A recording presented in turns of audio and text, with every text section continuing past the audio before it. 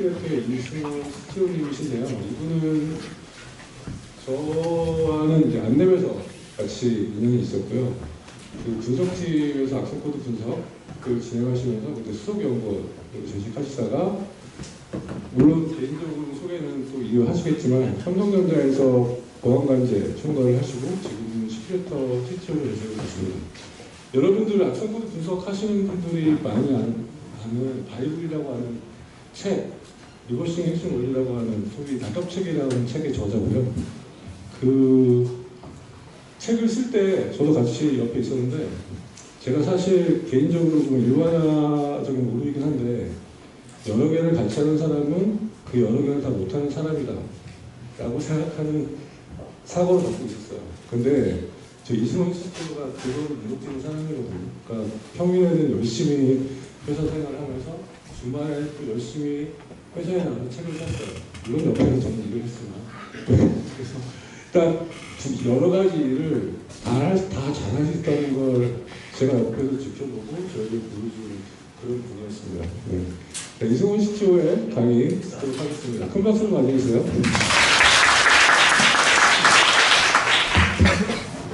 소개받은 이승원입니다. 제목을 제로 트러스트 철학 기반의 OT 보안이라고 했는데 되게 캐주얼한 내용이기 때문에 편하게 들어주시면 좋을 것 같고요.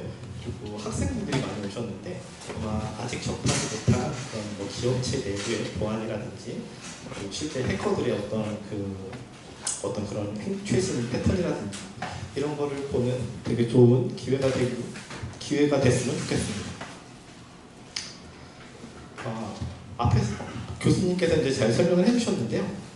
뭐 책 얘기도 여기 나오는데 저는 보안을 언제 시작했냐면 저는 원래 개발자였습니다.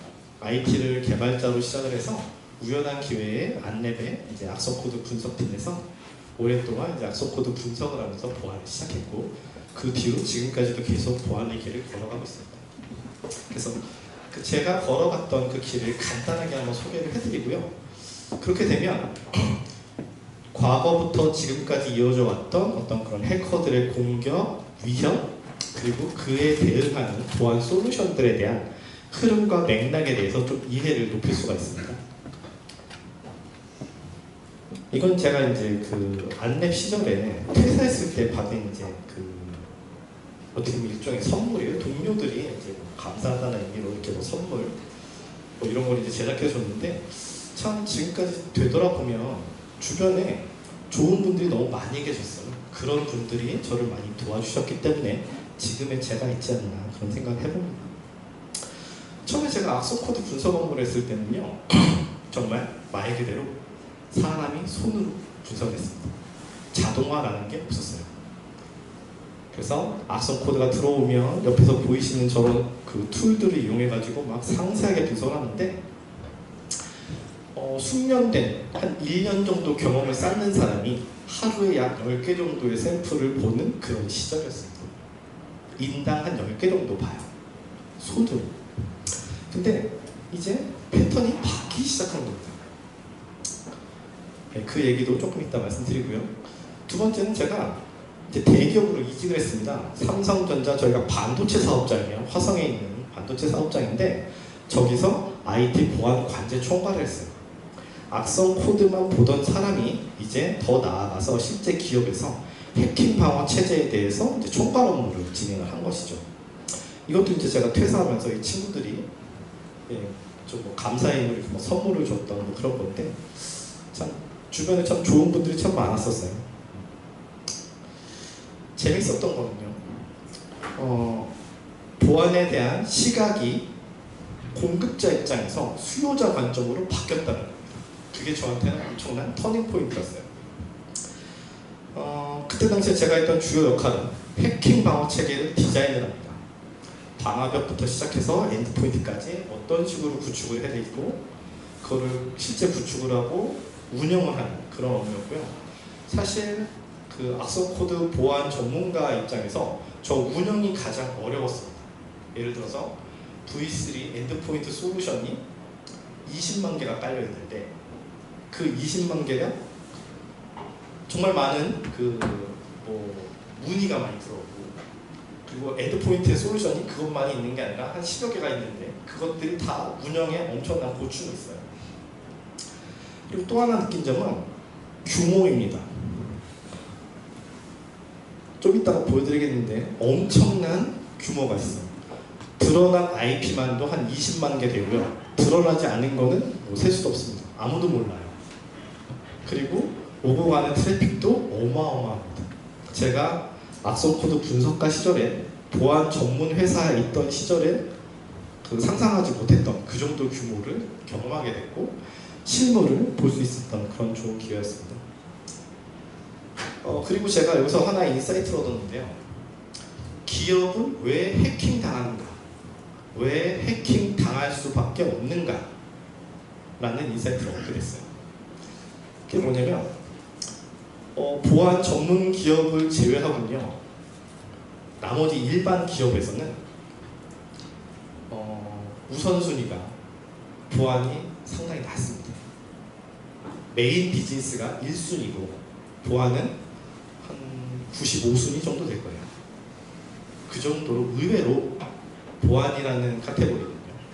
굉장히 우선순위가 낮아요. 왜냐하면 기업은 영리 목적이기 때문에 메인 비즈니스로 돈을 만들어내는 게 주요 업무라고요. 근데 보안은 어떻게 보면 그런 실무자들을 방해하는 입장이에요. 로그인을 강화시키고 방화벽으로 접근 제어를 시키고 여러 가지 엔드포인트 솔루션을 깔아서 PC를 느려지게 만들고 이런 일련의 과정들이 일반인 관점에서 되게 불편하게 생각합니다. 그래서 굉장히 무관심해요. 보안에 대해서. 메인 비즈니스가 훨씬 우선순위가 높으니까요. 그래서 부서별로 되게 선긋기가 심해요. 아레나이 잘 정리되지 않습니다. 자신은 보안이랑 관련이 없다라고 생각해요. 99.9%의 직원들이 나는 보안하고 상관이 없어요 라고 인식을 합니다. 근데 사실은 그게 아니죠. 여기 계신 분들은 다 잘 이해하시겠지만 일단 사업장에 태그를 찍고 들어왔고 그리고 컴퓨터에 로그인을 했잖아요. 이 순간부터 벌써 보안이 시작된 거예요. 그래서 보안에서 자유로운 직종은 없으나 우선순위는 굉장히 낮습니다.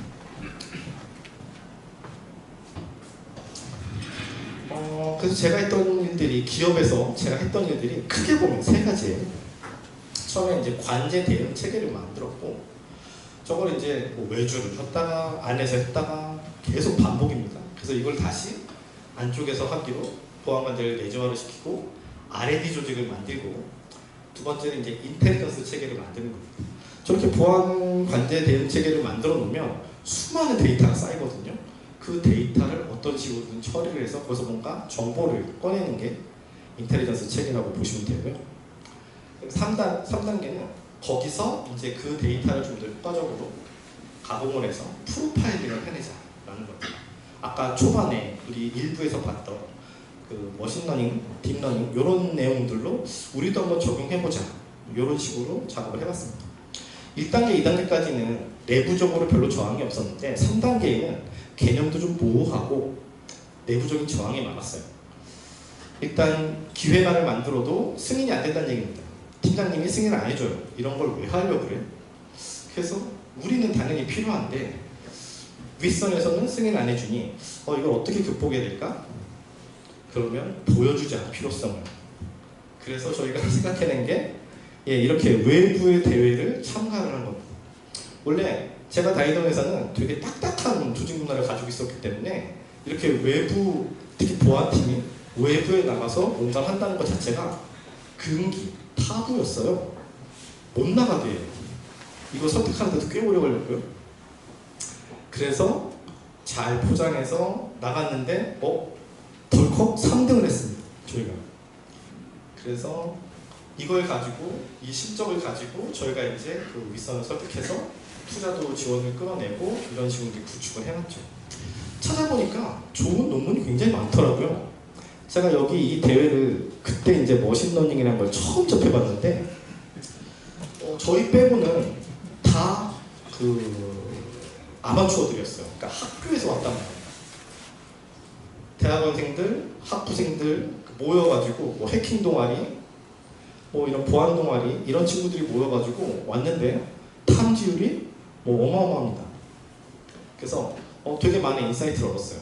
우리가 되게 이런 그 최신 기술들을 빨리 이런 보안 분야에 빨리빨리 적용을 시키고 빨리 받아들여서 더 고도화해야겠구나. 현재 방법론을 고수하다가는 우리는 어느 순간 바로 뒤처지겠구나. 이런 인사이트를 얻게 되었죠. 최신 해킹 트렌드에 대해서 잠깐 간단하게 설명을 드리겠습니다. 이제 악성 코드 위협은 이제 어느 정도 일반화가 됐기 때문에 이제 해커들이 뭐 파일리스 또는 이제 도큐먼트를 이용해서 공격을 하기 시작합니다. 여러분 이런 관점으로 한번 생각해 보십시오. 세상에 실행 파일을 컴퓨터를 쓰는 사람은 굉장히 많지만 그 중에서 실행 파일을 직접 제작하는 사람들은 아주 극소수예요. 여러분들 같은 컴퓨터공학과 출신들이나 실행 파일, 프로그래밍을 해서 뭔가를 만들어낼 수 있는 거죠. 컴퓨터 쓰는 사람들 중에서 그런 사람들은 굉장히 극소수지만 문서는 얘기가 다르죠. 컴퓨터 사용하는 사람 중에 대부분은 문서를 쓰십니다. 그리고 비즈니스맨은 무조건 문서를 써야 돼요. 그래서 문서로 공격을 하면 잘 먹힙니다. 이력서, 견적서 이미 되게 오래된 공격 방법이에요. 이게 왜냐면 사회공학 기법이랑 좀 비슷한 거예요. 현대인의 주 업무가 콘텐츠이기 때문에 콘텐츠 생산과 소비이기 때문에 이 콘텐츠를 이용해서 공격을 하면 굉장히 잘 먹힌다는 거예요. 또 하나가 이메일이 노출되어 있다. 기업에다가 악성 코드를 심는 가장 쉽고 확실한 방법은 이메일이에요. 이메일은 그냥 열어놨거든요. 그리고 이메일을 열면요, 문서를 첨부해서 주면요, 대부분의 사람들은 열게 돼 있어요. 그래서 악성 코드가 감염됩니다. 그게 얼마나 사회 문제가 됐냐면, 되게 몇 년 전에 굉장히 히트한 드라마인데 거기에도 소재로 사용될 정도로 이메일을 통한 악성 문서 첨부를 해서 해킹을 하는 굉장히 유명한 공격 기법인데 지금 현재도 굉장히 잘 먹혀요.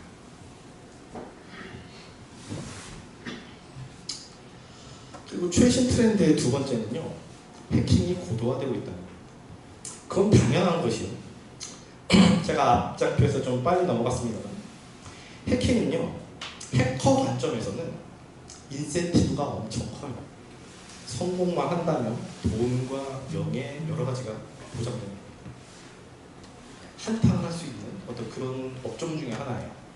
반대로 보안 전문가 입장에서는, 기업 보안 전문가는요, 보상은 없습니다. 리스크는 어마어마하게 커요.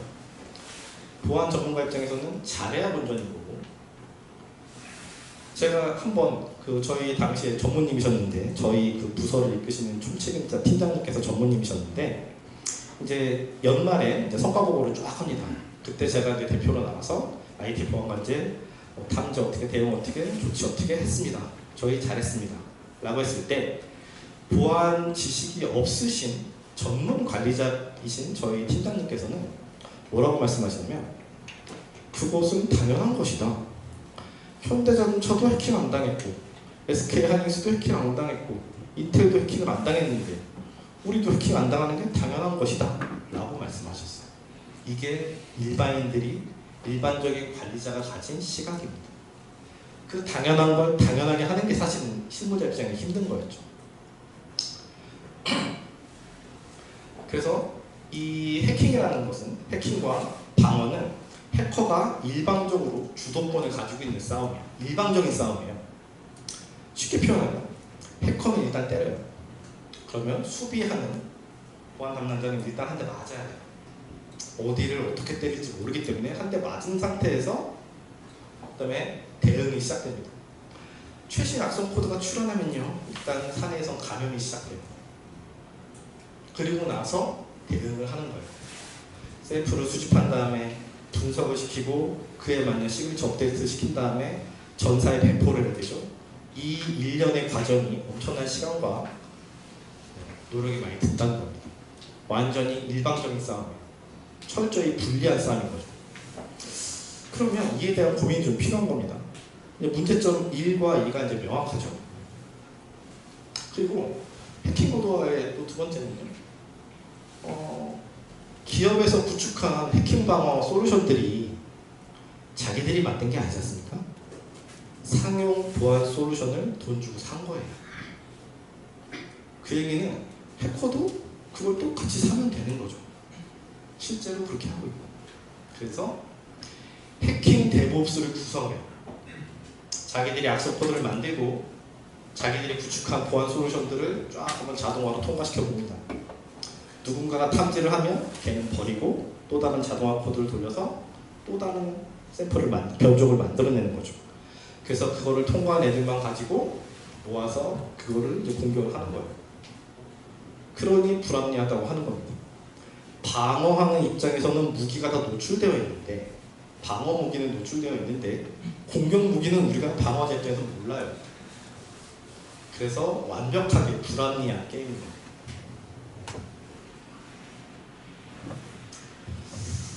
자, 여기까지가 그 최신 그 사이버 해킹에 대한 어떤 간단한 트렌드를 아주 좀 쉽게 표현해드린 거고요.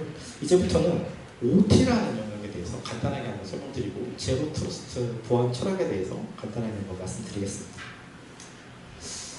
IT의 반대 용어로서 이제 대응되는 용어로서 이제 OT라는 용어가 많이 쓰이기 시작했는데요. 옛날에는 스카다 시스템, ICS 이런 식으로 이제 많이 표현이 됐었어요. 일단 OT에 대해서 특수성을 한번 알고 계셔야 돼요. 저도 IT 영역에 있을 때 OT를 어느 정도 이해한다고 생각했는데 제가 직접 눈으로 본 OT를 다시 한번 보여드릴게요. OT라고 하는 건요, 일단 뭐 전력, 가스, 용수 같은 그런 인프라 설비들, 수도꼭지를 딱 틀면 물이 쫙 나오지 않습니까? 우리는 그게 어떻게 나오는지 모르죠. 그 플로우를 알 수가 없지만 어쨌든 수도꼭지를 틀면 나온다는 건 알아요. 그리고 콘센트에다가 전기 이걸 꽂으면 전기가 들어온다는 것도 알고 있고요. 그 모든 게 다 인프라입니다.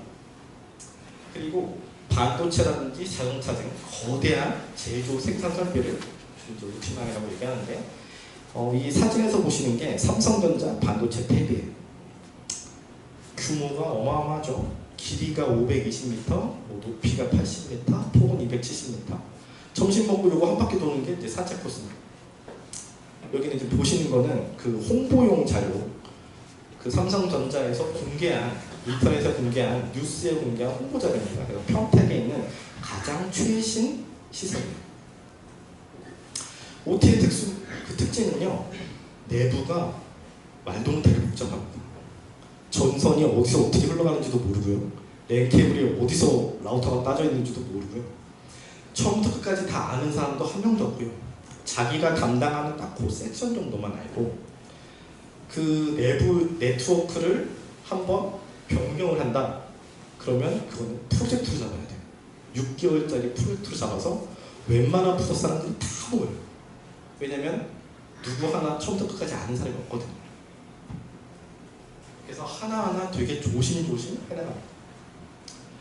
그리고 특징 두 번째는 설비 제어 전용 프로토콜이라는 걸 사용해요. 스카다 시스템, ICS 같은 우리가 IT 영역에서는 잘 보기 힘든 그런 솔루션들, 뭐 제너럴 일렉트릭, 허니웰, 디코 이거 말고도 굉장히 많습니다. 저런 제조업체들은 역사가 되게 오래됐어요. 그래서 되게 특징이 뭐냐면 UDP 패킷이 굉장히 많아요. 제가 IT 보안을 하면서 해커가 UDP 패킷을 쓰는 경우는 별로 없었거든요. 그런 사례는 극히 드뭅니다. 근데 UDP 브로드캐스팅이 거의 일반화되어 있어요. 그래서 어느 구간에다가 그 검출기를 꽂아도 다 이런 브로드캐스팅 패킷들이 돌아다니고 있어요. 그리고 이게 가장 중요하고 크리티컬한 건데요, 아주 오랜 기간 동안 사용합니다. 그리고 절대 패치하지 않습니다. 이 내부에 보면 되게 최신식 설비로 되어 있지 않습니까? 이거는 홍보 자료고 그 가장 최근에 만들어진 평택에 있는 그 팹이기 때문에 그나마 굉장히 깨끗하고 이렇게 정형화되어 있지, 뭐 기흥이나 화성에 좀 오래된 팹에 가보면요 굉장히 열악합니다. 그리고 좀 우측 아래 보시면 이 작업자가 이 단말을 보고 있으시잖아요. 컴퓨터가 한 대 정도 있겠다라고 생각을 하지만 그 장비가 작은 거는 뭐 방 하나, 큰 거는 뭐 거의 뭐 집채만한 그런 설비들이 쭉 연속해서 있어요. 그래서 어디서부터 어디까지가 설비입니까? 라고 말하기가 애매한 경우가 많아요. 관점에 따라서 여기서부터 저기까지 또는 계측기라는 걸 다 붙여가지고 저기서부터 저기까지를 설비라고 말하는 사람들이 있어요. 그 안에 컴퓨터가 몇 개 들어있는지는 이 작업자도 몰라요. 왜냐면 자기는 이 단말만 보니까. 근데 악성 코드는 그 안에 있는 블레이드 서버까지 다 감염이 된다는 거죠. 그래서 이 OT 영역에는 이런 말이 있습니다. 잘 돌아가는 거는 건들지 마라. 왜냐면 거기는 초단위로 피해량이 계산되는 곳이에요. 예를 들어서 삼성 반도체 공장이 평택 P3 라인이 만약에 멈췄다. 1시간의 피해액이 예를 들어서 5,000원이다. 이런 식으로 피해 계산이 딱 나와요. 명확합니다. 그렇기 때문에 잘 돌아가는 거를 더 개선해 보겠다고 들이대다가 사고 나면 시간당 5,000원의 피해를 귀책이 나에게 떨어지고 내 부서가 떨어지는 거예요. 부사장님, 사장님, 모가지가 날아갑니다. 그래서 잘 돌아가는 설비는 절대 건들지 않습니다. 그래서 MS-DOS, 윈도우즈 95 이런 시스템들이 아직도 저기서 현역이에요. 쟤들은 앞으로 20, 30년 더 쓸 거예요. 계속 유지보수해가면서 교체 부품만 계속 교체하고 유지관리 해주면서 끝까지 쓰는 거예요. 그래서 이런 걸 되게 잘 보여주는 뉴스 기사가 최근 뉴스 기사인데 독일의 철도, 독일도 이제 그 고속철도 있지 않습니까? 구인 광고가 떴는데 30년 된 MS-DOS를 관리하는 경력자를 찾는 구인 광고가 떴어요. 이게 OT 영역에서는 일반적이에요.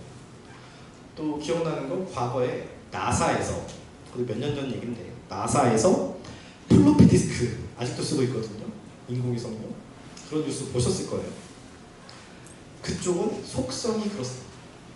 그래서 최첨단 기술을 다루는 여러분들은 만약에 이런 걸 보시면 좀 낯서실 거예요. 아니 이걸 왜 이렇게 웜이 활개치도록 놔두고 있지? 이거 그냥 OS만 패치하면 웜 안 걸리는 건데? 이런 속성 때문이에요.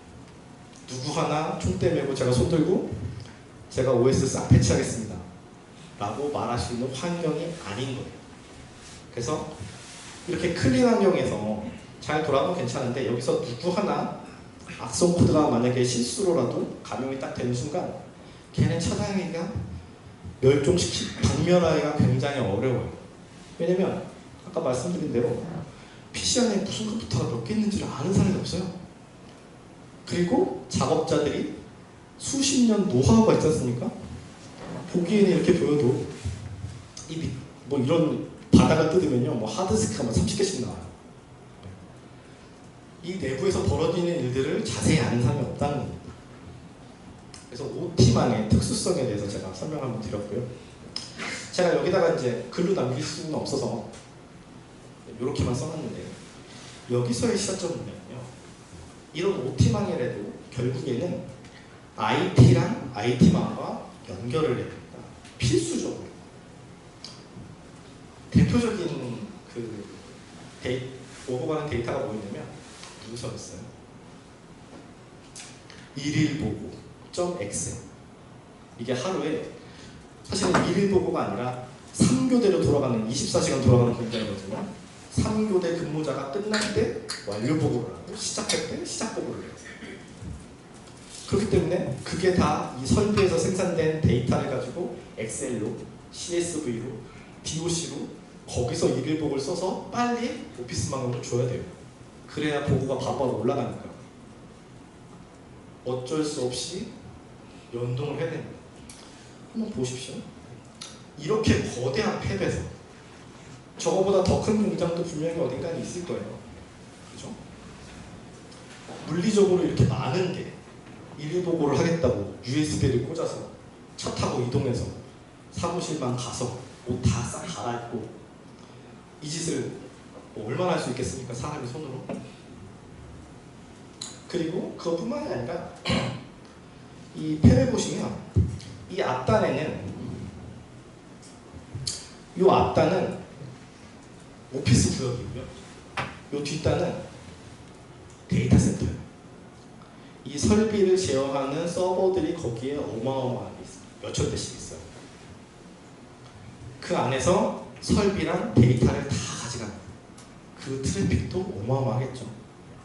그걸 가지고 이 설비들이 잘 돌고 있는지, 수율이 잘 나오고 있는지 계속 모니터링하는 팀들이 수십 개 팀이 있단 말이에요.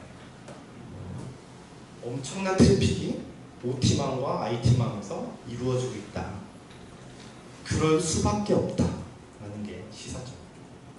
그래서 OT는 IT를 연결하다 보니까 거기가 바로 문제가 시작될 수 있는 부분이고, 그럼 그런 거를 좁히고 거기만 잘 관리하면 되겠네요. 이론적으로 그래요. 근데 그게 굉장히 많습니다. 그리고 드러나지 않습니다. 왜냐하면 업무가 너무 다양하고 복잡해서. 보안팀은 10명인데 직원은 10만 명이에요. 그래서 그 수많은 업무를 다 일일이 쫓아가기가 어려운 겁니다. 그래서 나오는 게 요즘에 각광받는 철학 중에 하나가 제로 트러스트 보안 철학이라는 게 나왔어요. 저희 같은 이제 보안 솔루션을 하는 사람들은 옛날부터 이제 저런 생각을 하고 있었는데 현실적으로 어렵지 않을까? 라는 그런 얘기를 했다가 최근에 미국 행정부에서 아예 그냥 적어도 자기들은 이렇게 하겠다라고 그냥 가이드라인을 세웠어요. 쉽게 말해서 이런 겁니다. 아무것도 믿지 않는다. 제로 트러스트. 이름을 너무 잘 줬죠. 내부 임직원 안 믿습니다. 그리고 상용 보안 솔루션도 안 믿습니다. 근데 이미 제로 트러스트를 하고 있는 회사들이 있어요. 일본의 화나기라고 하는 제조사가 있는데 보시면 산업용 로봇을 만드는 회사예요. 여기는 옛날부터 지금까지도 이메일을 안 쓰고 인터넷을 못 쓰게 해요. 그리고 전화랑 팩스로만 일합니다. 이게 말이 되나? 했는데 말이 돼요. 이게 뭐 하는 회사냐면 여러분들 그 아이폰, 갤럭시, 노트북 금형 제조해주는 그런 독보적인 기술을 가지고 있는 회사입니다. 글로벌 공장 없어요. 일본 공장에서 일본인만 고용합니다. 미국 로키드 마틴 다 아시는 그런 대표적인 제로 트러스트 철학을 갖고 있는 회사입니다. 자, 이제 마무리를 해야 되는데요. 근원적인 대응 방법이 필요해요. 저희 회사 사진이고요. 보안 샌드박스가 왜 출연을 했는가?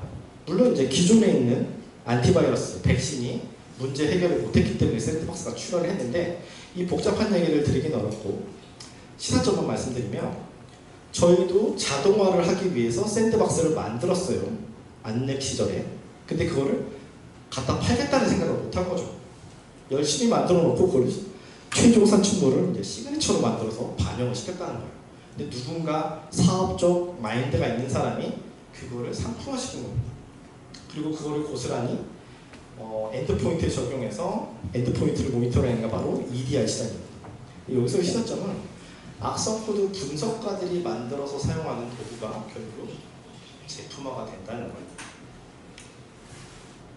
그래서 해커는 항상 공격하는 입장이기 때문에 수비하는 제품들을 다 꿰고 있습니다. 주도권 싸움인데 그러면 이걸 어떻게 이겨야 되나? 이 복잡한 얘기는 다 빼고 역발상밖에 없다. 판을 바꿀 수밖에 없다. 해커의 약점을 찾아야 된다. 분석가도 분명히 유리한 부분이 하나는 있을 것이다. 그래서 싸움의 주도권을 우리 쪽에, 방어하는 쪽에 유리하게 바꿔야 되는데 그게 바로 해커의 유일한 약점이 뭐냐면 해커는 문서를 생성하는 입장이고 이 문서를 어떻게 조작할지는 해커맘이에요. 그걸 우리가 어떻게 제어할 수 없는 겁니다. 근데 해커의 단 하나의 약점이 있는데 그게 뭐냐면 이 만들어진 문서는 MS 워드에서 동작하게끔 만들어진 거예요. 해커도 MS 워드를 어떻게 할 수는 없잖아요. 여러분 PC에 깔려있는 MS 워드를 해커가 어떻게 할 수는 없지 않습니까? 그래서 우리가 가진 유일한 무기 MS 워드를 미리 상세하게 분석해놓고 커스터마이징을 해놓자. 해커가 만들어진 문서를 만들어진 플로우를 우리가 원하는 방향으로 틀어버리자라는 게 이제 그 차별점이고요. 이게 이제 리버싱을 표현할 때 제가 많이 쓰는 장표인데요.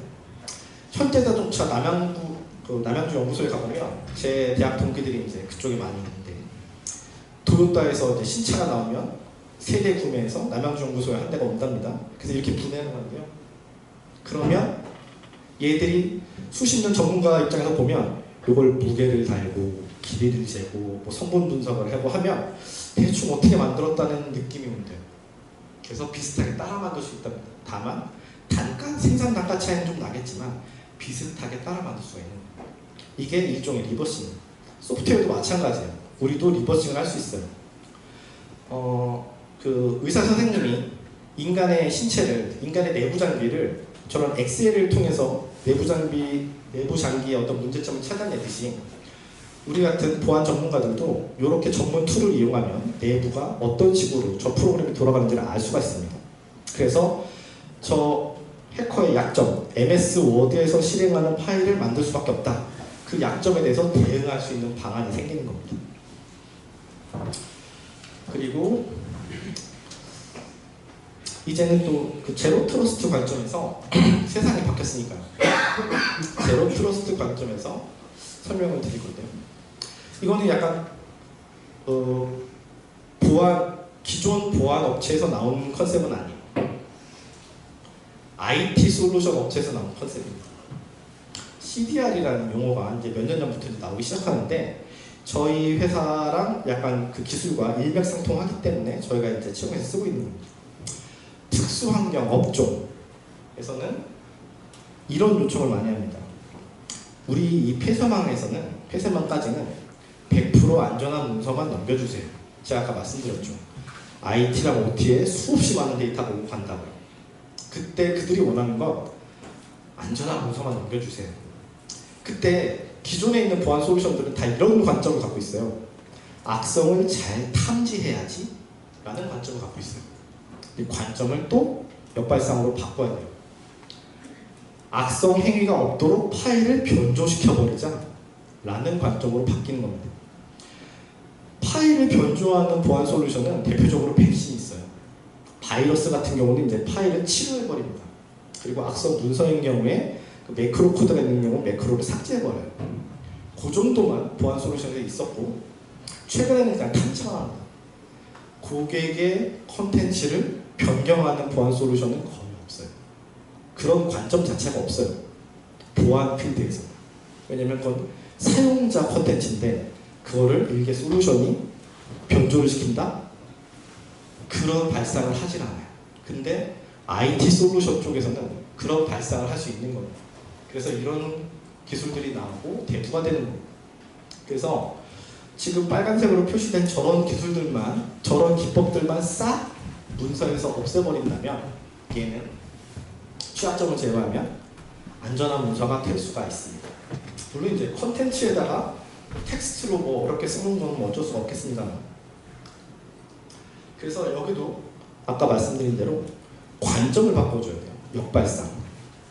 제가 말씀드린 것처럼 절대 고객 문서를 바꾸지 않았는데 다른 필드, IT의 다른 필드에서는 그게 일반적이에요. 그럴 수도 있는 거예요. 고객의 문서를 좀 바꾸면 어때? 내가 원하는 목적만 달성할 수 있다면 이게 약간 철학이 좀 바뀌는 거죠. 그래서 여기다가 제로 트러스트 보안 철학을 집어넣으면 아까 같은 IT랑 OT가 연결되는 그런 영역에서는 내부 임직원이 만든 문서에 악성 코드가 감염되어 있을 수도 있다. 기본 과정을 깔고 보안 솔루션이 정상이라고 판단을 했지만 그건 혹시라도 악성일 수도 있다. 그래서 아예 사이버 해킹이 불가능한 형태로 바뀌자. 제일 좋은 건 아날로그 문서로 그냥 출력하면 돼요. 근데 그거는 굉장히 업무 효율이 떨어집니다. 시장 경쟁력이 떨어지기 때문에 이런 방법을 채택하지는 않고 특수한 환경에서는 디지털 문서를 이제 무효화시킨다라는 표현을 씁니다. 그래서 사이버 해킹이 없고 업무 효율을 높일 수 있는 방안으로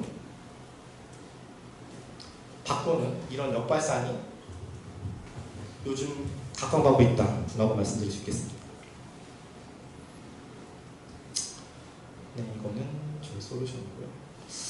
네, 저는 마지막 장표인데요.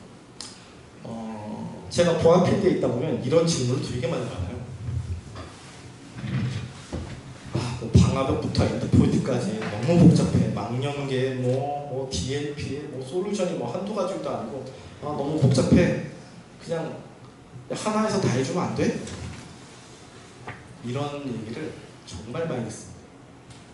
보안을 잘 하시는 분들은 이런 얘기를 안 하시는데 실제 우리가 담당하는 고객들은 이런 요구를 많이 하세요. 왜냐면 내가 일일이 다 컨택해야 되니까 얼마나 불편합니까? 그래서 여기 계신 분들은 다 전문성을 추구하시는 분들이기 때문에 여러분만의 전문성, 저희만의 전문성이 있는 거예요. 문서 전문이라는 전문성이 있는 거예요.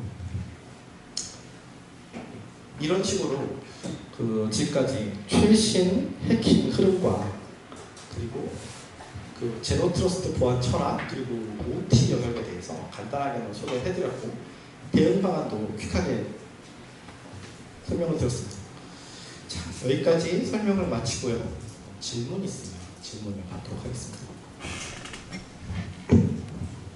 네, 제가 중간에 시간이 초과됐다고 여러 번 사인을 드렸는데 그럼에도 불구하고 끝까지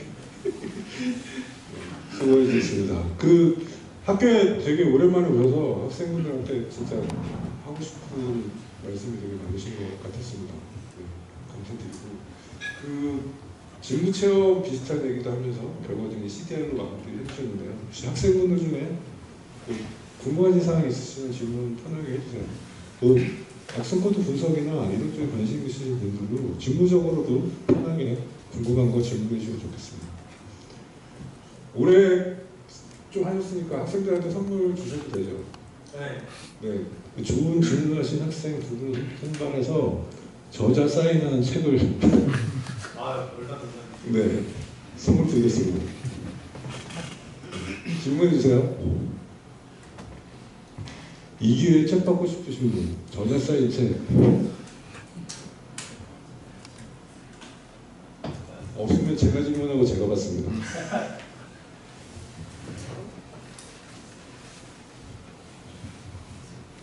선물 안 받는다는데요. 질문 하나. 네.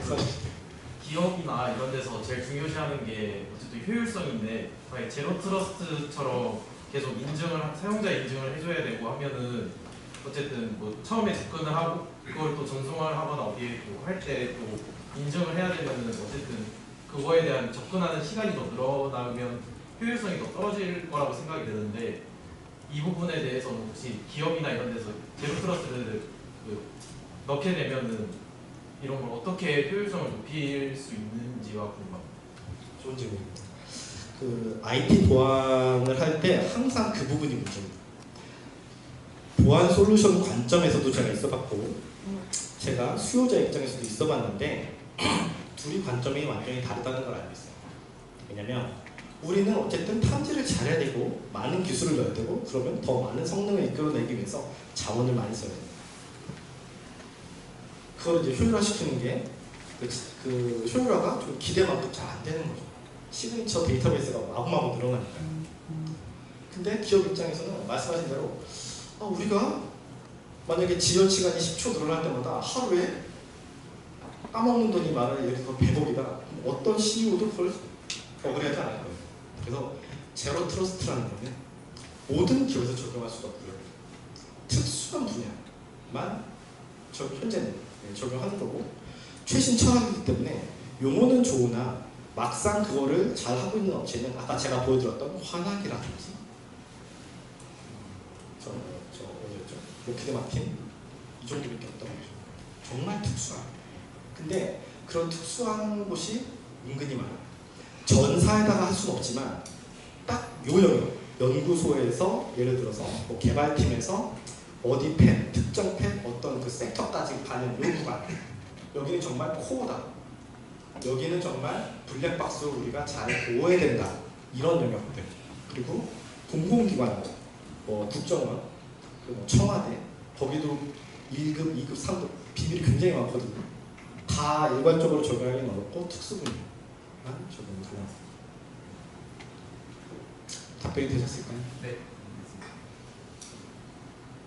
교수님. 저한테 쉬는 시간이 여기 또 질문 있으신가요? 네. 제로 트러스트 키워드를 보면 누구도 믿지 말라 이런 게 사실 저희 있는 분들 다 훨씬 예전부터 생각하고 있던데 아무도 믿지 말라 이런 왜 이제서야 제로 트러스트가 음악을 그거는 기술적인 배경이나 히스토리는 그렇습니다. 아까 말씀하신 거랑 약간 맥락이 비슷한데요. 좋은 건 알지만 안 하는 케이스가 상당히 많습니다. 술, 담배 안 하고 운동 열심히 하면 무병 장수하는 걸 다 알잖아요. 근데 병원에 가면 환자가 막 그득그득합니다. 약간 그런 컨셉하고 비슷해요. 보안이라는 게. 좋은 건 알지만 그걸 하면서 내가 희생해야 될 게 너무 크다. 그런 경영적인 판단했으면 쉽게 억울해하기가 힘든 거.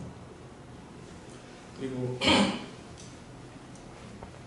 저거죠. 코로나 때문에 재택근무하면서 다 이제 뚫리니까 좀 새로운 컨셉이 필요하다 그래서 각광을 받게 됩니다. 그리고 제로 트러스트라는 용어가 이렇게 각광받는 건 미국 행정부의 그 선언이 굉장히 주요 있어요. 왜냐면 보안 입장에서 거기가 가장 큰 손이거든요. 미국 국방부하고 그 행정부가 굉장히 큰 손인데 큰 사건이 한 번 있었어요. 러시아가 9개월 이상 그 솔라윈즈 해킹이라고 해서 잘 정리되어 있습니다. 인터넷에. 솔라윈즈 해킹이라고 해서 미국 대개 주요 기관을 오랫동안 해킹 모니터링한 사건이 있었어요. 그거를 아주 우연한 기회에 발견을 한 거죠. 너무나 늦게. 이미 정보는 다 많이 빠져나갔고. 그래서 대두된 게 제로 트러스트. 그분들이 생각했을 땐 이거잖아요. 우리가 뭐 미국 행정부가 돈이 없겠습니까? 인력이 없겠습니까? 보안 솔루션이 없었겠습니까? 다 있어도 못 막은 거예요. 그래서 이거는 뭔가 지금까지와는 좀 다른 패러다임을 써야겠다. 그래서 철학을 바꾸자라고 해서 제로 트러스트, 이제 믿지 않는 보안으로 우리는 가겠다라는 거예요. 많은 희생이 있었을 거예요. 그걸 구축하기 위해서는 많은 걸 희생해야 되는 비용도 많이 써야 될 거고 인력도 많이 필요할 거고 여러 가지 데이터도 많이 필요할 거고 업무도 굉장히 좀 불편해질 수 있고요. 그럼에도 불구하고 그걸 한 이유는 그랬을 때 얻을 수 있는 가치가 높다라고 판단했기 때문에 미국 행정부는 그걸 선택합니다. 제로 트러스트 철학은 그렇게 해야지. 네. 그 심플하게 설명하면 예전에는 로그인 패스워드를 가지고 인증을 했잖아요. 그렇죠? 근데 지금 그게 아니라 로그인 패스워드로 로그인 성공하더라도 못 믿겠다는 거예요. 네. 그냥 못 믿겠다는 거예요. 나중에 추가적으로 찾아오시면 저는 또 보여드리겠습니다. 네. 그 장시간 동안 열정적으로 설명해 주신 이승원 시초님께 다시 한번 큰 박수 부탁드립니다. 감사합니다. 네, 그럼 시간이 없기 때문에 이어서 바로 진행하겠습니다.